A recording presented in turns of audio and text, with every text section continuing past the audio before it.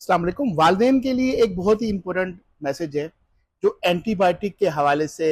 ये बच्चों को एंटीबायोटिक देने में बहुत ही एहतियात बरतें।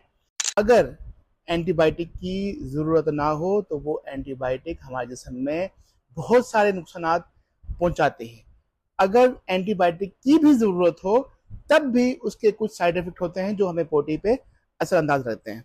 तो एंटीबायोटिक का जो इस्तेमाल है वो बहुत ही एहतियातन करना चाहिए। वालिदैन घर में खुद से यूज़ करते हैं, पड़ोसी ने कहा कि ये दे दें बच्चा ठीक हो जाएगा, या डॉक्टर से ज़बरदस्ती एंटीबायोटिक लिखवाते हैं, डॉक्टर साहब ये तो हम घर में सिरप पड़ा हुआ है, ज़ुकाम की दवाई पड़ी हुई है, एलर्जी की दवाई पड़ी हुई है, कोई एंटीबायोटिक लिख दें एलर्जी। अब मैं आपको बताता हूँ कि एक एंटीबायोटिक देने से क्या नुकसान होता है जब एंटीबायोटिक की ज़रूरत ना हो। सबसे पहले वो जिस्म में दाखिल होके आपका डिफेंस सिस्टम खराब करती है, बैक्टीरिया के खिलाफ काम कर रहा होता है। अगर बैक्टीरिया ना हो तो नेक्स्ट टाइम वो एंटीबायोटिक बॉडी में जाके रेजिस्टेंट हो जाती है, नेक्स्ट टाइम अच्छे से काम नहीं कर पाती। दूसरा, सबसे पहले वो आपका जो किडनी फंक्शन है, जो लिवर फंक्शन है, उससे मुतासर होते हैं। साथ में जीआईटी यानी बच्चे को उल्टी मोशन हो सकते हैं, बच्चे का दिल खराब हो सकता है, आइंदा बच्चों को भूख ना लगे उसका सबब भी एंटीबायोटिक बन सकती है। फिर जो हाई डोज ले रहे हैं तो उसका दूसरा मामला।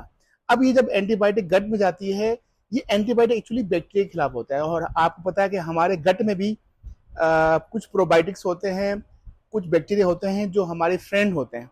अब क्या दुश्मन है, कौन से दोस्त, वो सबको मार देते हैं। फिर उससे क्या होता है कि जो गट का जो दिफाई सिस्टम है हमारा, वो भी खत्म हो जाता है। ठीक है, किसी मुल्क का दिफाई सिस्टम खत्म हो जाए तो आपको पता है कितनी बर्बादी होती है।